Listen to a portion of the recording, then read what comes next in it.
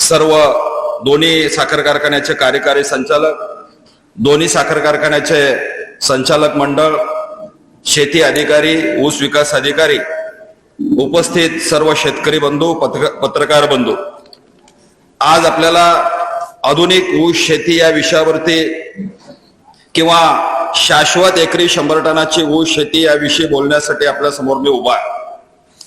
साहेब, तालुका या दोन्ही कारखान्याच्या, दोन्ही तालुक्याच्या भागामधले जे काही गावं असतील त्या गावामध्ये मला जाण्याची संधी मिळाली आणि 2008 ते 10 आपला भाग जवळून पाहता आला. त्यामुळे आपल्या भागामधल्या अडचणी काय आहेत मला याची कल्पना आहे.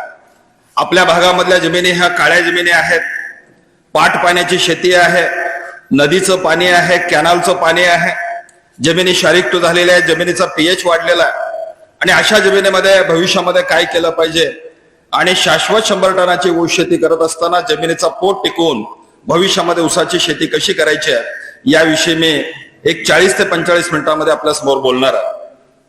व्याख्यानाला सुरुवात करत असताना आपल्याला कल्पना असावी म्हणून सांगतो, आपला साखर धंदा हा महाराष्ट्रामधला प्रमुख धंदा असल्यामुळं याविषयी थोडीशी माहिती असणं गरजेचं आहे.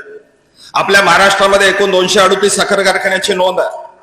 त्यापैकी 96 कारखाने सहकारी आहेत आणि बाकीचे कारखाने हे खाजगी कारखाने आहेत. या सर्व 238 साखर कारखान्याला लागणारा जो कच्चा माल आहे तो कच्चा माल दरवर्षी साधारणपणे 14 लाख हेक्टर म्हणजे ढोबळ मानानं 35 लाख एकर क्षेत्रावरती आपल्या महाराष्ट्रामध्ये ऊसाची लागवड केली जाते.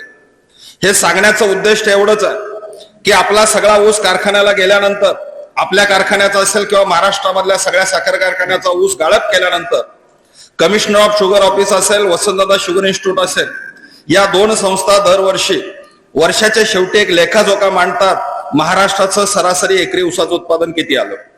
ही आकडेवारी तपासल्यानंतर असं लक्षात येतं की एकेकाळी आपण राज्यामध्ये 3 नंबरला होतो. तामिळनाडू राज्याचं सरासरी एकरी ऊसाचं उत्पादन 42 टन आहे. कर्नाटक राज्याचं सरासरी एकरी ऊसाचं उत्पादन 38 टन आहे. महाराष्ट्र राज्याचं सरासरी एकरी ऊसाचं उत्पादन 35 टनाच्या आसपास राहिलं होतं. पण गेल्या 2-3 वर्षाची आकडेवारी जर तपासली तर आपण 31 टनावरती खाली आलेलो आहे. आपला जो 3 नंबर होता तो आता देशामध्ये 7व्या नंबरला आपण फेकले गेलेलो आहोत. आणि आपल्या साखर कारखान्याचा जर विचार केला तर साहेब आपलं ऊसाचं उत्पादन सुद्धा 32 टन प्रति एकर एवढं आहे, म्हणजे 80 टन हेक्टरी आहे. आपल्याला सरासरी एकरी 40 टनाच्या वरती घेऊन जायची आहे, म्हणजे हेक्टरी 100 टनाच्या वरती उत्पादन गेलं पाहिजे. आणि आपली जी तळतळ आम्ही मगाशी व्याख्यानाच्या माध्यमातून आपली पाहिली, आपला साखर उतारा हा सरासरी मराठवाड्या भागामध्ये आपला कारखाना असल्यामुळं आपल्या साखर कारखान्याचा साखर उतारा हा किमान 11.5% तरी असला पाहिजे आणि भविष्यामध्ये 12.5% पर्यंत आपला साखर उतारा गेला पाहिजे. या दृष्टिकोनातून कोणत्या ऊसाच्या जाती आपल्या भागामध्ये फायद्याच्या ठरतील याविषयी मी बोलणार आहे. हे करत असताना मला आवर्जून प्रगतशील शेतकऱ्यांचा उल्लेख या ठिकाणी करावा लागेल. आमचे मित्र काळे साहेबांनी मला सांगितलं की पश्चिम महाराष्ट्रामधले उदाहरणं देऊ नका, मला याची कल्पना आहे, पण तरी सुद्धा ज्याने काम चांगलं केलं काळे साहेब यांचा उल्लेख करणं गरजेचं आहे. ज्याने आपल्याला सुरुवातीला मार्गदर्शन केलं, प्रकाश कदम आणि त्यांचे बंधू संजय कदम हे आमचे गेल्या 15 वर्षामधले जवळचे कृषी मित्र आहेत. त्यांच्या शेतामध्ये मला दर महिन्याला जाण्याची संधी मिळते. त्यांच्या शेतामधले बारकावे कदम साहेबांनी सांगितले, ते बारकावे मला अजून सांगावेसे वाटतात. आणि त्या मगाशी साहेबांनी उल्लेख केला की नंतरच्या वक्त्याने सुद्धा याविषयी माहिती सांगावी. त्यांच्या शेतामधले बारकावे सांगतो. प्रकाश कदम साहेबांच्या शेतामध्ये हलक्या ते मध्यम स्वरूपाच्या जमिनीमध्ये प्रकाश कदम साहेब आणि संजय कदम त्यांचे बंधू यांनी 17 एकर ऊसाची लागण केली. हलकी जमीन असताना सुद्धा सरीमधलं अंतर 6 फूट ठेवण्याचं धाडस केलं. त्यावेळी पूर्वी ज्यावेळी 17 एकर लागण केली त्यावेळी 2 फुटावर 1 डोळा. ऊसाची जात 8632, ऊसाची जात 8632, 2 फुटावर 1 डोळा. आणि आपल्याला सांगितल्यानंतर कदाचित आश्चर्य वाटेल, त्यांनी सांगितलं पण मी अजून शास्त्राच्या भाषेमध्ये सांगण्याचा प्रयत्न करेन. एका जाग्यावरून सगळ्या 40 एकराला, एका जाग्यावरून 10 बाय 10च्या एका रूम मधून सगळ्या 40 एकराला खताचं आणि पाण्याचं नियोजन आहे. मगाशी त्यांनी सांगितलं, खोटं सांगितलं नाही, 40 एकराला खत आणि पाण्याचं व्यवस्थापन करण्यासाठी 1 कामगार आहे. एक कामगार जर 40 एकराला खताचं आणि पाण्याचं नियोजन करत असेल तर कमी खर्चामध्ये निश्चित ऊसाची शेती चांगली करता येते, हे प्रकाश कदमांनी दाखवून दिलेलं आहे. 6 बाय 2ची लागण 8632 ऊसाची जात एका जाग्यावरून ठिबक सिंचनामधनं खत आणि पाण्याचं व्यवस्थापन. त्यांच्या तोंडामध्ये दोन शब्द आहेत, मगाशी त्यांच्याकडून बोलायचे राहून गेले. ते थेंबा थेंबानं पाणी देतात आणि ग्रॅमनं खतं देतात. थेंबा थेंबानं पाणी देतात आणि ग्रॅमनं खतं देतात. 17 एकर क्षेत्राचं सरासरी ऍव्हरेज आलं एकरी 117 टन. टाळ्यांच्या गजरामध्ये त्यांचं आज कौतुक झालं पाहिजे, कारण 17 एकराची सरासरी 100 टनाच्या वरती काढणं सोपं नाही. 17 एकराची सरासरी एकरी 117 टन उत्पादन काढण्यात त्यांना यश मिळालं. त्यानंतर सातत्यानं त्यांच्याकडे जाण्याचा योग येतो. ते म्हणले, साहेब अजून काहीतरी करूया आपण. एकरामध्ये 150 टनाचं टार्गेट ठेवलं. सरीमधलं अंतर 6 फूट ठेवलं. ज्या रानामध्ये केळी होती ती केळी मल्चरच्या साहाय्यानं रानामध्ये गाडली आणि 1 ऑगस्टला ऊसाची लागण केली. सरीमधलं अंतर 6 फूट ठेवलं. यावेळी मात्र प्रयोग वेगळा केला. ऊसाच्या दोन्ही बाजूला ड्रिपच्या नळ्या ठेवल्या, डबल लॅटरल. ऊसाच्या दोन्ही बाजूला ड्रिपच्या नळ्या ठेवल्या, डबल लॅटरलचा उपयोग केला. 6 फुटावर लागण केली, 2 फुटावर रोप लागण केली. ऊसाची जात 8632 होती आणि 6 एकर क्षेत्राचं प्रकाश कदम साहेबांच्या शेतामध्ये सरासरी ऍव्हरेज एकरी 137 टनाचं ऍव्हरेज प्रकाश कदम साहेबांनी काढलं. सिंगल लॅटरल वरती एकरी 117 टन, डबल लॅटरल वरती 137 टन असं उत्पादन काढणारे शेतकरी आज आपल्या समोर बसलेले आहेत. त्यांच्या शेतामधले 2 शब्द आज घरी घेऊन जायचे आहेत. मला येणाऱ्या काळामध्ये थेंबा थेंबानं पाणी द्यायचं आहे आणि ग्रॅमनं खतं द्यायची आहेत आणि टनेज वाढवायचे आहे. 2 शब्द जरी त्यांच्या भाषणामध्ये पकडले तरी आजचा कार्यक्रम यशस्वी झाला असं मी म्हणेन. ठीक आहे, अडचणी असतील त्याच्यावर आपण चर्चा करू. दुसऱ्या एका शेतकऱ्यांचा उल्लेख मला करावा असं वाटतो आणि प्रामुख्यानं मराठवाड्या भागामधल्या शेतकऱ्यांचा उल्लेख मला या ठिकाणी करायचा आहे. साहेब, आपल्याकडे धाराशिव जिल्ह्यामध्ये कळंब तालुक्यामध्ये आवाड शिरपुरा नावाचं एक गाव आहे. नॅचरल शुगर कारखान्याचे ज्येष्ठ संचालक पांडुरंग आवाड साहेबांच्या शेतामधलं मी एक उदाहरण सांगणार आहे. पांडुरंग आवाड साहेब आणि त्यांचे 4 बंधू 100 एकर शेती आहे आणि मांजरा धरण भरल्यानंतर त्या ठिकाणी ऑक्टोबर, नोव्हेंबर, डिसेंबरला लागवडी होतात. मला पांडुरंग आवाड साहेबांचं कौतुक यासाठी वाटतं, शेतीमध्ये मजूर मिळत नाहीत म्हणून 2009 सालापासून त्यांचं सरीमधलं अंतर 7 फूट आहे. 2009 सालापासून आजपर्यंत पांडुरंग आवाड साहेबांच्या शेतामध्ये सरीतलं अंतर 7 फूट आहे. पूर्वी 36 SP मॅश्यू फर्ग्युसन ट्रॅक्टरनं ते मशागत करायचे, आतली मशागत, मग बाळ भरणी, मोठी भरणी, उसाच्या पानावर फवारणी. आज घडीला त्यांच्याकडे 27 SPचा एक जॉन डियर ट्रॅक्टर आहे. या जॉन डियर ट्रॅक्टरनं या बाजूला 12 फूट आणि या बाजूला 12 फूट, एका वेळी तुम्हाला 24 फूट उसाच्या पानावर फवारणी करण्याची व्यवस्था त्यांच्याकडे आहे. पूर्णपणे बाळ भरणी आणि मोठी भरणी हे ट्रॅक्टरनं केली जाते. पाणी देण्यासाठी नेटाफिम कंपनीचं ड्रीप आहे. मांजरा धरणाच्या पायथ्याला शेती असून सुद्धा एकही थेंब पाटानं पाणी देत नाही. 100% ठिबक सिंचनानं पाणी देतात. म्हणजे ठिबक सिंचनामधनं खत गेलं, ठिबक सिंचनामधनं पाणी गेलं. मशागतीसाठी, आंतर मशागतीसाठी छोटा ट्रॅक्टर आहे, फवारणीसाठी छोटा ट्रॅक्टर आहे आणि कमी माणसामध्ये उसाची शेती करतात. 2009 सालापासून आजपर्यंत पांडुरंग आवाड यांनी कधीही शेतामधलं पाचट जाळलेलं नाही. दरवर्षी खोडव्यामध्ये पाचटाचं आच्छादन करतात आणि त्यांच्या शेतामधले शब्द आहेत, माझे शब्द नाहीत. ते काय म्हणतात, पावसाळा सोडून हिवाळ्यामध्ये आणि उन्हाळ्यामध्ये जर माझ्या शेतामध्ये तुम्ही आलात आणि तुमच्या पायाला चुकून जर कुठं चिखल लागला तर माझ्याकडून 1000 रुपयाचं बक्षीस.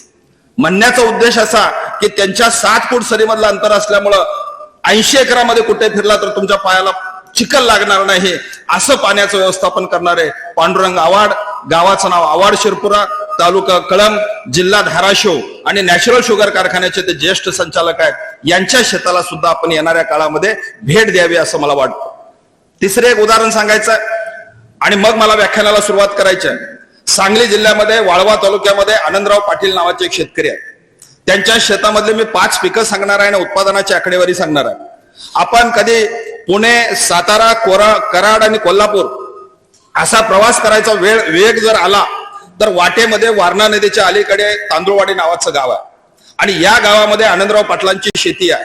त्यांच्या शेतामधली पिकं सांगतो आणि उत्पादनाची आकडेवारी सांगतो. या शेतकऱ्याने गहू केला. आपलं सरासरी ऍव्हरेज मला कल्पना आहे, कुणाचं 15 क्विंटल, कुणाचं 17 क्विंटल, कुणाचं 20 क्विंटल पर्यंत गहू निघतो. पण त्यांनी एकरी 27 क्विंटल गहू काढला. केळी केली. महाराष्ट्राचं केळीचं ऍव्हरेज 25 ते 27 टन आहे. त्यांनी एकरामध्ये 45 टन केळी काढली. 265 या जातीमध्ये एका एकरमध्ये 142 टन ऊसाचं उत्पादन काढलं. कोश 8632 या जातीमध्ये एकरामध्ये 150 टन ऊसाचं उत्पादन काढलं. सरीमधलं अंतर 5 फूट असतं आणि 1.5 फुटावर एक डोळा असतो. ठिबक सिंचनाचा खाली काही शेती आहे, काही पाट पाण्याखाली आहे आणि सातत्याने 100 टनाच्या वरती उत्पादन असतं. हळदीमध्ये एकरी 42 क्विंटल हळद त्यांनी काढलेली आहे. एवढंच मला सांगायचं आहे, आपल्यासारखे शेतकरी, आमच्यामध्ये काही साष्ट पिंपळगावच्या आमच्या शेतकऱ्यांचा उल्लेख या ठिकाणी केला, त्यांचं सुद्धा 48 गुंठ्यामध्ये 45 टन मगाशी उत्पादन आलेल्याचा उल्लेख केला. म्हणजे गुंठ्याला 2 टन उत्पादन काढणारे शेतकरी, एकरामध्ये 80 टनाच्या वरती उत्पादन काढणारे शेतकरी आज आपल्यामध्ये सुद्धा या ठिकाणी बसलेले आहे. येणाऱ्या काळामध्ये ज्यांचं ऊसाचं उत्पादन 40 टन आहे त्यांच्या शेतामध्ये 60 टनापर्यंत उत्पादन आलं पाहिजे, हे टार्गेट ठेवलं पाहिजे. ज्यांचं 50 टन आहे त्यांनी 70 टनाचं टार्गेट ठेवलं पाहिजे. ज्यांचं उत्पादन 60 आहे त्यांनी 80 टनाचं टार्गेट ठेवलं पाहिजे. आणि आजच्या व्याख्यानाच्या माध्यमातून येणाऱ्या काळामध्ये माझ्या शेतामध्ये 100 टनाच्या वरती उत्पादन आलं पाहिजे, या अनुषंगाने शेती आपल्याला करायची आहे. आता ऊस शेतीमधले बारकावे मी सांगण्याचा प्रयत्न करणार आहे. मला साहेबांनी जो वेळ दिलेला आहे, मला साहेब आपण 40 मिनिटं दिलेली आहेत, त्यामध्ये त्या 40 मिनिटांमध्ये सगळे मुद्दे मी मांडणार आहे जे मुद्दे महत्वाचे आहेत. सगळ्यात महत्वाचा मुद्दा आपल्या भागामध्ये, आपल्या जमिनी काळ्या आहेत, आपल्या जमिनी भारी आहेत, आपल्या जमिनीमध्ये गोदावरी नदीचं पाणी आहे, जायकवाडी धरणाचं कॅनलचं पाणी आहे आणि आपल्याकडे नाही म्हटलं तर पाण्याचा वापर हा जास्त झालेला आहे. ज्या जमिनीमध्ये पाण्याचा वापर जास्त झाला, ज्या जमिनीमधल्या हवा आणि पाण्याचं संतुलन बिघडलं, तिथं ऊसाच्या उत्पादनामध्ये मर्यादा येतात. म्हणून येणाऱ्या काळामध्ये मला 2 गोष्टी आपल्याला सांगायच्या आहेत की जेणेकरून आपल्याला ह्या गोष्टी जर आपण करू शकलो तर उत्पादन वाढणार आहे.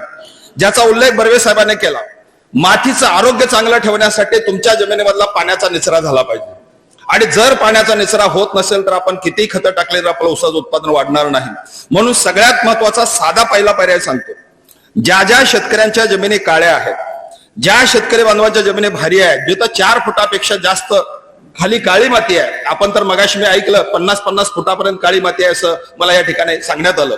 तर ज्या ठिकाणी काळी माती आहे अशा ठिकाणी खोडवं मोडल्यानंतर जानेवारी, फेब्रुवारी, मार्च मध्ये ज्यावेळी आपली जमीन रिकामी असेल अशा वेळी आपण 5 फूट अंतरावर जमिनीच्या खालून चालणारा एक नांगर येतो. त्या नांगराचं नाव आहे सबसॉइलर, तळी फोडणारा नांगर असं म्हणतात. पाईपलाईनचं जाळं आपल्या शेतामध्ये कसं आहे बघावं. आणि हा सबसॉइलर, माझा हात दिसतोय अशा पद्धतीचं एक अवजार असतं, सिंगल फाळे असतो. त्या अवजाराची किंमत 25 ते 30 हजार आहे. 60 ते 75 किलो अवजाराचं वजन आहे. 50 HP पुढच्या ट्रॅक्टरला तो अवजार जोडलं जातं आणि 5 वर्षातनं एकदा आपल्याला हे अवजार चालवायचं. जमिनीमध्ये 1.5 फुटापर्यंत, 2 फुटापर्यंत, 2.5 फुटापर्यंत हे अवजार जमीन फाडण्याचं काम करतं, जमीन चिरण्याचं काम करतं, जमिनीमध्ये हवा भरण्याचं काम करतं. वरच्या थरामध्ये ऊसांच्या मुळांचा जर अभ्यास केला तर पहिल्या 1.5 फुटामध्ये 70% मुळं असतात. आणि या 1.5 फुटापर्यंत आपली खोलवर जर मशागत झाली आणि आपली जमीन फाडली गेली, जमीन चिरली गेली, जमिनीत हवा भरली गेली तर वरच्या थरातले क्षार सगळे तळाला जाऊन बसतात. आणि 1.5 फुटाच्या थरामध्ये हवा आणि पाण्याचं संतुलन चांगलं राखल्या गेल्यामुळं आपल्या उत्पादनामध्ये 7 टनापासून 10 टनापर्यंत वाढ होऊ शकते. असा साधा पर्याय आहे. आणि हे अवजार चालवायचा खर्च फक्त एकरी 2 ते 2.5 हजार रुपये आहे. आणि 4 ते 5 वर्षातून एकदा आपल्याला हे अवजार चालवायचं आहे. आपल्या भागामध्ये साहेब ह्या काळ्या जमिनी जिथे जिथे आहेत आपले गट किती आहेत बघावे आणि प्रत्येक गटामध्ये एक सबसॉइलर सारखा अवजार ठेवता येईल का, ज्याच्यामुळं उन्हाळ्यामध्ये जमीन रिकामी असताना आपण सबसॉइलर चालवला तर एकरी 7 ते 10 टन उत्पादन वाढवून देणारा मुद्दा आहे. म्हणून सबसॉइलरचा वापर येणाऱ्या काळामध्ये आमच्या जमिनीमध्ये झाला पाहिजे. हा मुद्दा आपण या ठिकाणी समजून घेतला पाहिजे. दुसरा महत्वाचा मुद्दा, जर आपल्या जमिनीचा पीएच वाढलेला असेल, 8.5-9 कडे पीएच गेलेला असेल, आमच्या जमिनीमधल्या पाण्याचा निचरा होत नसेल तर माझी आपल्याला एक विनंती आहे साहेब, आपल्या काही निवडक शेतकऱ्यांना ज्यांच्या जमिनी बिघडलेल्या आहेत, ज्यांच्या जमिनी पाणथळ झालेल्या आहेत, ज्या जमिनीचा पीएच वाढलेला आहे, अशा एका शेतकऱ्यांची ट्रीप दत्त शेतकरी सहकारी साखर कारखाना शिरोळ, जिल्हा कोल्हापूर या ठिकाणी एक ट्रीप काढावी. त्या ठिकाणी आदरणीय गणपतराव पाटील साहेब त्या कारखान्याचे चेअरमन आहेत. त्यांनी महाराष्ट्र शासन, शेतकरी आणि साखर कारखाना अशी एक तिघांची टीम तयार केली आणि त्या टीमच्या माध्यमातून 8400 एकर क्षेत्रावरती जमिनीच्या खाली सच्छिद्र पायपा टाकण्याचं काम केलं. त्याला सबसर्फेस ड्रेनेज असा शब्द आहे. जमिनीच्या खाली 2.5-3 फुटावर पायपा टाकल्या. पूर्वी याचा खर्च 60,000 रुपये एकरी होता. हा खर्च आता 1,20,000, 1,50,000 पर्यंत खर्च गेलेला आहे.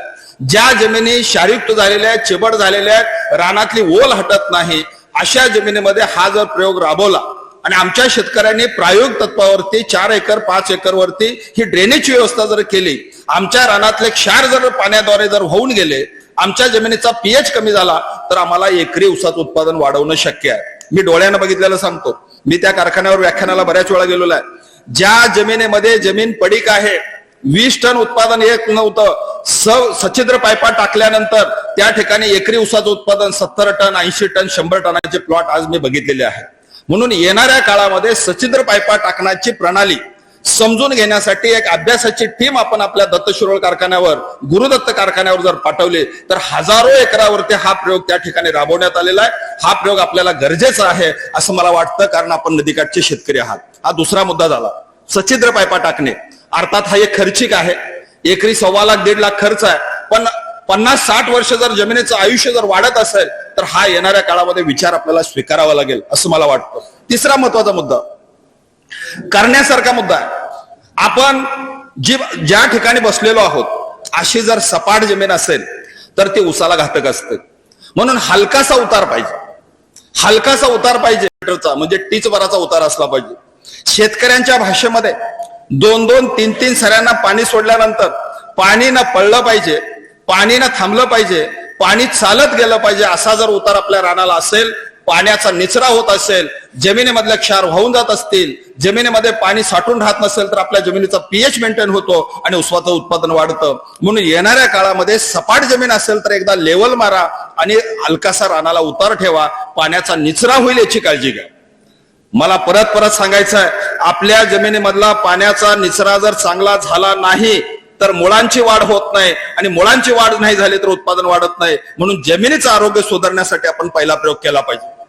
आता याला अनुषंगानं दुसरा मुद्दा मांडायचा, 3 वर्षातनं एकदा आपण मातीचं परीक्षण करून घ्यावं. आणि माझ्या माहितीनुसार आपल्याकडे सुंदर प्रयोगशाळा आहे, माती परीक्षण प्रयोगशाळा. आपण 3 ते 4 वर्षातून एकदा मातीचं परीक्षण करून घ्यावं. आणि मातीचं परीक्षण करून घेतल्यानंतर त्यामध्ये घटक असतो, त्याचं नाव आहे सेंद्रिय कर्ब, ऑर्गॅनिक कार्बन लेवल. आमच्या जमिनीमधले ऑर्गॅनिक कार्बन लेवल 0.4, 0.5, 0.6 आहे. आणि ही ऑर्गॅनिक कार्बन लेवल आम्हाला येणाऱ्या काळामध्ये 0.8, 0.9 किंवा 1% पुढे ऑर्गॅनिक कार्बन लेवल न्यावी लागेल तर आमचं उत्पादन वाढणार आहे. मग यासाठी काय करावं लागेल? उदाहरणार्थ 0.6 ऑर्गॅनिक कार्बन आहे आणि मला 0.8 पर्यंत न्यायचं आहे, तर कमीत कमी 5 टन कुजलेले पदार्थ माझ्या शेतामध्ये गेले पाहिजे. मग ते कोणते? एक 5-6 मुद्दे मांडतो. तुमच्या खिशाला परवडणारा एक मुद्दा डोळ्यासमोर ठेवून जमिनीमध्ये सेंद्रिय पदार्थ कसे जातील याच्यावरती आपण चर्चा करूया. पहिला मुद्दा, शेणखत. Doctor GK. झेंडे साहेब नावाचे एक शास्त्रज्ञ पाडेगावला होऊन गेले, डॉक्टर हापसी साहेबांच्या अगोदर. त्यांची शिफारस आहे, आडसाले हंगामाला एकराला 15 टन शेणखत पाहिजे, पूर हंगामाला एका एकरला 12 टन शेणखत पाहिजे, आणि सुरू खोडव्याला एका एकरला 10 टन शेणखत पाहिजे. ट्रॉलीच्या भाषेमध्ये 4 ट्रॉली 5 ट्रॉली एका एकरला, टनाच्या भाषेमध्ये 10 ते 15 टन, आणि आजही बैलगाडी असेल तर गावाकडे बैलगाडीच्या भाषेमध्ये एका एकरमध्ये 20 ते 25 बैलगाडी शेणखत पाहिजे.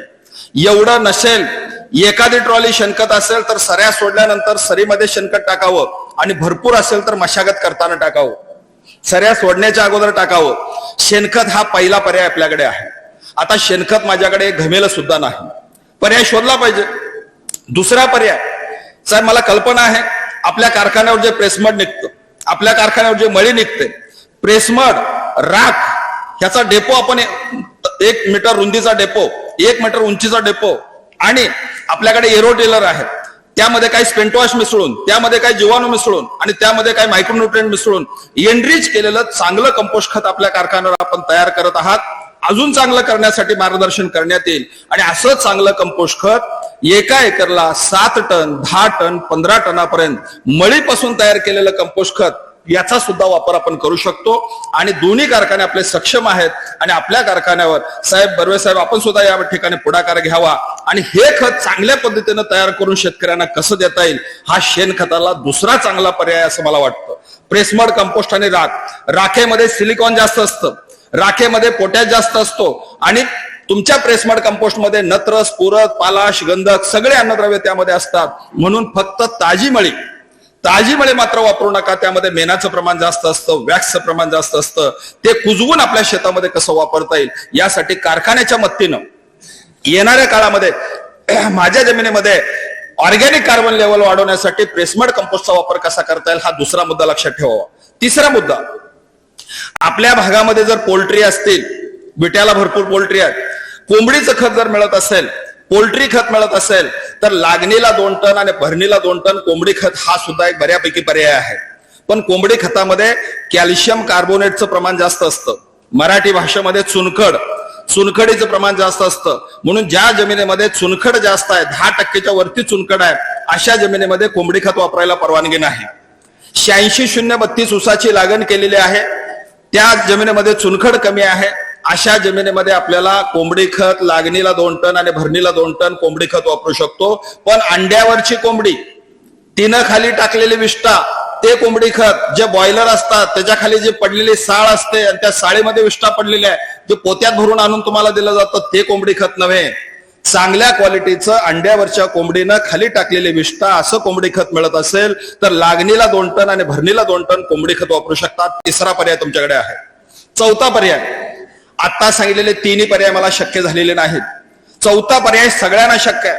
साहेब, आपल्या साखर कारखान्यामार्फत ताग किंवा धेंच्या हिरवळीच्या पिकाचं बियाणं देता आलं तर बघावं. साधारणपणे एका एकरला 30 किलो तागाचं बियाणं लागतं, एका एकरला 20 किलो धेंच्याचं बियाणं लागतं. हा ताग धेंच्या रानामध्ये टाकत असताना, धेंच्या टाकत असताना काळ्या जमिनीमध्ये धेंच्या टाकायचं, हलक्या जमिनीमध्ये ताग टाकायचं. धेंच्या टाकत असताना एकराला 1 बॅग DAP चा वापर करायचा, हलक्या जमिनीमध्ये सुपर फॉस्फेटचा 3 बॅग तागासोबत उपयोग करायचा. 21 दिवसाचं पीक झाल्यानंतर शाखी वाढ चांगले होण्यासाठी 1 पोतं युरियाचा वापर करायचा. आणि 50-55 दिवसाचा ताग धेंच्या झाल्यानंतर, माझी उंची 6 फूट आहे, तुम्हाला लक्षात आलं असेल, माझ्या उंचीच्या वरती 2 फूट म्हणजे 6 ते 8 फूट उंचीचा ताग धेंच्या आपल्याला 50-55 दिवसामध्ये वाढवता येतो. आणि हा ताग धेंच्या जर तुम्ही रानामध्ये गाडला तर तुमच्या जमिनीची भौतिक, जैविक आणि रासायनिक सुपीकता वाढते. जमिनीमधला सेंद्रिय कर्ब वाढतो. वॉटर होल्डिंग कॅपॅसिटी म्हणजे पाणी धारण करून ठेवण्याची क्षमता वाढते. ज्या रानामध्ये तुम्ही नांगर घातलेला निघणारा ढिकोळ, विरघळणारा ढिकोळ असेल तर तुमची सुपीक जमीन मानली जाते. असा विरघळणारा ढिकोळ तुमच्या जमिनीमध्ये तयार होतो. म्हणून ताग धेंच्या घेतल्याशिवाय ऊस लावायचा नाही.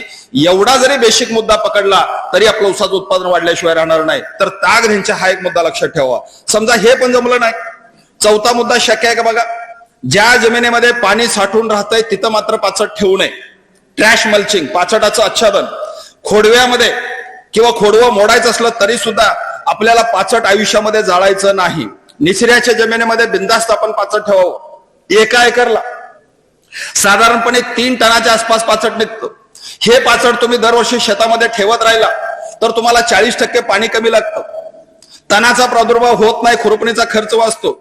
पाचटाच्या खाली पांढऱ्या मुळ्या छान वाढतात. पांढऱ्या मुळ्या जमिनीमधला अन्नाचं आणि पाण्याचं शोषण करतात. त्याचबरोबर ज्या जमिनीमध्ये पाचट ठेवला तिथला जमिनीमधला सेंद्रिय कर्ब वाढल्यामुळे जीवाणूंची संख्या वाढते आणि तुमच्या जमिनीमधले जे काही अन्नद्रव्य उपलब्ध आहेत ते सहज पिकाला उपलब्ध होतात. म्हणून जीवाणूंची संख्या वाढवण्यासाठी, जमिनीमधला सेंद्रिय कर्ब वाढवण्यासाठी दरवर्षी तुमच्या शेतामधलं जे पाचट आहे ते पाचट जाळू नये, ही माझी हात जोडून विनंती आहे. पाचट आच्छादन करत असताना साधा सोपा उपाय सांगतो. ऊस तुटल्यानंतर सगळ्या रानामधलं पाचट एकसारखं पसरून घ्यायचं. त्याला 7-8 दिवस ऊन द्यायचं. कडक उन्हामध्ये दुपारच्या वेळेमध्ये 12 वाजता, 1 वाजता, 2 वाजता पाचट बारीक करायची मशीन किंवा अवजार चालवायचा. किंवा हार्वेस्टरनं ऊस तोडला असेल तर परत पाचट बारीक करायची गरज नाही. पाचट बारीक करून घ्या. सरीमध्ये पाचट व्यवस्थित बसवून घ्या. पाचटाला लवकर कुजवण्यासाठी पाचटावरती एकराला 1 पोतं युरियाचा वापर करा. म्हणजे शेण रेशो खाली येतो, कर्बनत्राचं प्रमाण खाली येतं आणि पाचट लवकर कुजतं. एकराला 1 पोतं युरियाचा वापर करा. 1 पोतं पावडर सुपर फॉस्फेटचा वापर करा. पाणी देत असताना पाचटावरनं चालत राहा आणि 1 महिन्याचं खोडवं झाल्यानंतर त्या पाचटावर छोट्या ट्रॅक्टरचा रोटावेटर मारा. 1 महिन्याचं खोडवं असताना त्या पाचटावर छोट्या ट्रॅक्टरचा रोटावेटर मारा. तुम्हाला 2 महिन्यानंतर तुम्ही जर पाचट शोधला तरी सुद्धा सापडणार नाही. अशा पद्धतीचं व्यवस्थापन खोडव्यामध्ये आपल्याला करता येतं. आणि खोडवं मोडायचंच असेल तर सगळ्या रानामधलं पहिल्यांदा पाचट पसरून द्या. पाचट बारीक करायची मशीन चालवा. बोंड्यावरती रोटावेटर मारा. 1 नांगरट करा आणि रानामध्ये सगळं पाचट कुजू द्या. ज्या रानामध्ये पाणी साठून राहत नाही त्या रानामध्ये येणाऱ्या काळामध्ये पाचट दरवर्षी ठेवायचं आहे, जाळायचं नाही. एवढं जरी केला तर 5 वर्षानंतर त्या रानामध्ये नांगर घालून बघा, निघणारा ढिकोळ तुम्हाला विरघळणारा ढिकोळ दिसणार. कारण त्या जमिनीमधले ऑर्गॅनिक कार्बन लेवल वाढलेले असणार आहे. म्हणून पाचट आच्छादन हा एक साधा पर्याय. 5वा मुद्दा मी तुमच्या समोर मांडला. 6वा मुद्दा बर्वे साहेब त्याविषयी बोलले नाही, पण बर्वे साहेबांच्याकडे ग्रीन हार्वेस्ट नावाचं एक पेंडयुक्त खत तयार होतो. 1995 सालापासून आजपर्यंत 30 वर्षामध्ये दररोज 100 टनाच्या वरती ग्रीन हार्वेस्ट पश्चिम महाराष्ट्रामध्ये विकलं जातं. 40 किलोच्या बॅग मध्ये हे ग्रीन हार्वेस्ट तयार होतं. यामध्ये खाद्य आणि अखाद्य पेंडीपासून तयार केलेलं हे ग्रीन हार्वेस्ट आहे. यामध्ये निंबोळीची पेंड आहे, करंज पेंड आहे, एरंडीची पेंड आहे, महुवाची पेंड आहे, कुसुमकल्लीची पेंड आहे, पामची पेंड आहे, सियाची पेंड आहे. त्यामध्ये बायोडायनॅमिक कल्चर नावाचं कल्चर आहे, रॉक फॉस्फेट आहे आणि जीवाणूमध्ये azotobacter, phosphorus solubilizer, potash mobilizer, trichoderma viride, ट्राय कॉन्टेनर अशा 20 ते 25 घटकापासून तयार केलेलं आणि जी काही तुम्हाला आता सांगितलेल्या पेंडी सांगितल्या निंबोळीकरण या पेंडीची भुकटी त्यामध्ये आहे. आणि 40 किलोच्या पॅक मधलं ग्रीन हार्वेस्ट लागणीला 3 बॅग, 2 महिन्याच्या उसाला 2 बॅग आणि मोठी भरणी करत असताना 3 बॅग, 8 बॅग ग्रीन हार्वेस्ट पेंडयुक्त खताचा जर आपण वापर केला, माझ्या माहितीनुसार त्या या ठिकाणी डीलर आलेले आहे साष्ट पिंपळगावचे, त्यांच्याकडे हे ग्रीन हार्वेस्ट उपलब्ध आहे. या ग्रीन हार्वेस्टचा वापर आपण येणाऱ्या काळामध्ये करावा. रासायनिक खतं टाकत असताना ग्रीन हार्वेस्ट मध्ये मिसळून टाका, कारण त्या रासायनिक खताला एक ऑर्गॅनिक कोटिंग केलं जातं. खताचं फिक्सेशन होत नाही, युरियासारख्या खताचा ऱ्हास होत नाही, पोटॅशची मोबिलिटी वाढते. म्हणून ग्रीन हार्वेस्ट आणि रासायनिक खतं एकत्र करून जर टाकला तरी तुम्हाला चांगले परिणाम येणाऱ्या काळामध्ये दिसणार आहेत. म्हणून ज्यांच्याकडे शेणखत कमी आहे अशा शेतकऱ्यांनी ग्रीन हार्वेस्टचा वापर येणाऱ्या काळामध्ये कमीत कमी 6 ते 8 बॅग एकरी ग्रीन हार्वेस्टचा वापर जरी केला तर त्याचा फायदा येणाऱ्या काळामध्ये दिसणार आहे. म्हणून 7 पर्याय मी तुम्हाला सांगितले. जे 7 पर्याय सांगितले, एका पर्याय आपल्याला निवडायचा आहे आणि आपल्या खिशाला परवडेल असं सेंद्रिय खत आपल्या रानाला जाईल आणि जमिनीमधले ऑर्गॅनिक कार्बन लेवल 1% घेऊन जाण्यासाठी प्रयत्न केला तर ऊसाचं उत्पादन वाढणार आहे. चला थोडक्यात जमिनीचा ऑर्गॅनिक कार्बन लेवल कशी वाढवायचे, जमिनीमधला पाण्याचा निचरा कसा करायचा, जमिनीचं आरोग्य कसं चांगलं राखायचं हे लक्षात आलं. आता मगाशी आम्ही 1 तासभर साहेबांच्या बरोबर बसलो होतो आणि माहिती घेतली तर मला असं लक्षात आलं की आपल्याकडे साहेब 90%च्या वरती 265 आहे आणि बाकी मग 8005 आहे, थोडं 10,001 आहे आणि फार किरकोळ असं 8632 ची लागण आहे. बसलेल्या शेतकरी बांधवांसाठी मी शास्त्रज्ञ म्हणून तुमच्या समोर बोलतोय. मी आदरणीय टोपे साहेबांच्या बाजूने बोलत नाही आणि तुमच्या बाजूने पण बोलत नाही, एक शास्त्र सांगण्याचा प्रयत्न करतो. 265 आपण जर गाळप करत असताना त्याचे जर बारकावे आपण समजून नाही घेतले तर आपल्याला रिकव्हरी मिळणार नाही. आता काय बारकावे आहेत बघा, उदाहरणार्थ सांगतो. तुम्ही ऑगस्टला 265 लावला किंवा सप्टेंबरला लावला किंवा जुलैला लावला किंवा जूनला लावला आणि पुढच्या वर्षी कारखाना चालू झाल्यानंतर नोव्हेंबर महिना आणि डिसेंबर महिना, उदाहरणार्थ कमीत कमी 15 डिसेंबर पर्यंत, पहिल्या 1.5 महिन्यामध्ये तुमचा ऊस 14 महिन्याचा असो, नाहीतर 15 महिन्याचा असो, नाहीतर 16 महिन्याचा असो, तुमचा ऊस जर पहिल्या 1.5 महिन्यामध्ये थंडी चालू व्हायच्या आज जर त्या ऊसाचं गाळप होत असेल तर तुमच्या ऊसाला 7, 7.5, 8% वरती रिकव्हरी मिळणार नाही. मी साहेबांच्या बाजूने बोलत नाही, मी पहिल्यांदा सांगतोय, मी ऊस शास्त्रज्ञ म्हणून बोलतोय. शेतकरी बांधवांना माझी विनंती अशी आहे, जून जुलै महिन्यामध्ये ताग ढेंचाचा वापर करावा. ऑगस्ट, सप्टेंबर, ऑक्टोबर, नोव्हेंबर मध्ये आपण 265 लावणार असाल तर साहेब आपल्याला विनंती माझी अशी राहील की येणाऱ्या काळामध्ये शेतकरी आणि बसलेलं समोर संचालक मंडळ यांनी एक विचार असा करावा, येणाऱ्या काळामध्ये मला नोव्हेंबर डिसेंबर मध्ये गाळपासाठी कोणत्या जाती लावायच्यात मी त्यानंतर बोलणार आहे, पण 265 या जातीचं गाळप करत असताना मला 15 डिसेंबर किंवा 1 जानेवारी नंतर थंडी मिळाल्यानंतर हा ऊस गाळायचा आहे. हा निर्णय कारखाना आणि शेतकऱ्याने जर घेतला तर येणाऱ्या काळामध्ये आपली रिकव्हरी जी आज 7%, 8% सुरुवात होते ती रिकव्हरी साहेब 10.5-11% पुढे गेल्याशिवाय राहणार नाही. स्टार्टला म्हणतो मी. म्हणून सगळ्या शेतकरी बांधवांनी आदरणीय भैयासाहेबांना साथ द्यावी आणि 265 ला तोड मिळत असताना 14-15 महिन्याची वेळ मिळाला पाहिजे आणि थंडी मिळाल्यानंतर 265 तुटला पाहिजे. यासाठी आपण बसून जरा विचार जर केला तर कारखान्याचं हित आपलं साधलं जाणार आहे आणि मगाशी म्हणल्याप्रमाणे जर रिकव्हरी वाढली तर आपल्याला चांगला दर मिळू शकतो. म्हणून येणाऱ्या काळामध्ये 265चं धोरण असं ठरवलं पाहिजे, थंडी मिळाल्याशिवाय उसाला तोड नाही. मग आता राहिला प्रश्न नोव्हेंबर डिसेंबरचा. आता कारखाना चालू झाल्यानंतर ऊस गाळायचा कुठला, यासाठी माझ्या सगळ्या शेतकरी बांधवांना हात जोडून विनंती आहे. आज सांगली, सातारा, कोल्हापूर, पुणे असो किंवा लातूरचा भाग असो, त्या ठिकाणी आज महाराष्ट्रामध्ये 1 नंबरला ऊसाची जात कुठली असेल तर को 86-032 ही जात आहे. ही जात 1996 साली प्रसारित झाली. को 771 आणि को 62-198 या जातीपासून तयार केलेली ही जात आहे. आज 30 वर्ष झालं महाराष्ट्रामध्ये ताट मानेने उभा आहे. या जातीचे गुणधर्म काय आहे? 86-032 या जातीला तुरा येत नाही. साहेब तुम्ही 12 महिन्याने गाळप करा, 14 महिन्याने गाळप करा, 16 महिन्याने गाळप करा, 18 महिन्याने गाळप करा, या जातीला तुरा येत नाही. आणि ज्या जातीला तुरा येत नाही त्या जातीमध्ये दर महिन्याला 2 ते 3 कांड्या जन्माला येतात. हा पहिला गुण 286-032 आहे. दुसरा गुण कुठला? शास्त्र काय सांगतं? ऊस तोडणी करताना एकरामध्ये 40,000 ऊस मिळालेच पाहिजेत. 40,000 ऊस, एक ऊस 2.5 किलोचा, म्हणजे एकरी 100 टन ऊसाचं उत्पादन जर काढायचं असेल तर तुम्हाला 265 मध्ये एकरामध्ये 30 ते 32,000च्या वरती ऊस मिळणार नाही. भरणीनंतर 265 मध्ये ऊस मरण्याचं प्रमाण जास्त आहे आणि 86-032 मध्ये ऊस जगण्याचं प्रमाण जास्त आहे. म्हणून 40,000 ऊसाची संख्या देणारी जात म्हणजे फुटवा चांगला देणारी जात कुठली असेल तर 86-032. दुसरा चांगला गुण कुठला आहे? फुटवा चांगला आहे, म्हणजे एकरी 40,000 संख्या देणारी जात आहे. तिसरा गुण, आमच्या शेतकरी बांधवांना काय लागतं? आमच्या शेतकरी बांधवांना ऊसाचं वजन पाहिजे, उत्पादन पाहिजे. मगाशी मी जी नावं सांगितले, मगाशी प्रकाश कदम साहेबांचं सांगितलं, एकरामध्ये 117 टन, एकरामध्ये 137 टन, आनंदराव पाटलांचं एकरामध्ये 150 टन, आपल्या परमेश्वर राऊतांचं उदाहरण मगाशी सांगायचं राहून गेलं, 65 एकरामध्ये 96 टनाची सरासरी काढली साहेब. पेनूर नावाचं गाव आहे मोहोळ तालुक्यामध्ये, 65 एकरामध्ये सरासरी 96 टन. ही सगळी किमया 86-032 आहे. म्हणून येणाऱ्या काळामध्ये 86-032 ची लागण साहेब धोरण आज ठरवलं पाहिजे. आपण जो शेतकरी मित्र आमचा ऑक्टोबर नोव्हेंबरला आता लागणी करणार आहे, तुम्ही 86-032 लागण करण्याला काही मदत करता येईल का याचा विचार आपण केला पाहिजे. उदाहरणार्थ मला 265च्या तुलनेमध्ये 1-1.5 महिना लवकर ऊस तोडता येईल का? उदाहरणार्थ टनाला 50 रुपये जादा देता येतील का, किंवा टनाला 100 रुपये जादा देता येतील का? बघा, टाळ्या वाजल्या पण 86 लावला पाहिजे, टाळ्या वाजल्या पण 86 लावला पाहिजे तर 100 रुपये जास्त आहेत. हे वाक्य विसरू नका, रेकॉर्डिंग होत आहे, रेकॉर्डिंग होतंय, लक्षात ठेवा. टनाला जादा दर कधी? 86 लावला तर. हे लक्षात घ्या.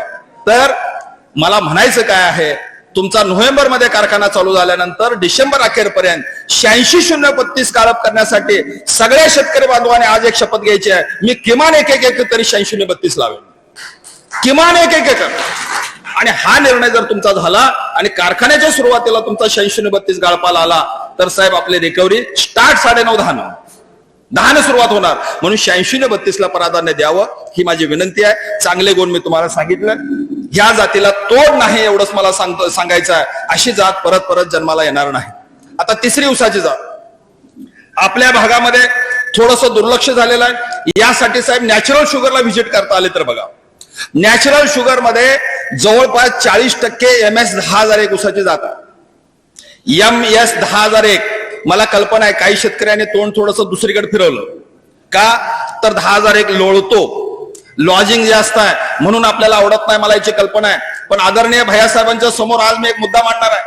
साहेब, जो शेतकरी बांधव ऑक्टोबर नोव्हेंबर डिसेंबर मध्ये 10,001 लागण करेल त्यांचा ऊस बरोबर पुढच्या वर्षी 12 महिने झाल्यानंतर जर तोडायची तुम्ही हमी दिली तर आपल्याला रिकव्हरी 11.5च्या पुढं, आणि शेतकऱ्यांना टनेज 50 टनापासून 70 टनापर्यंत, 50 टनापासून 70 टनापर्यंत उत्पादन देणारी, 11.5 पर्यंत रिकव्हरी देणारी अशी ऊसाची जात आहे 10,001.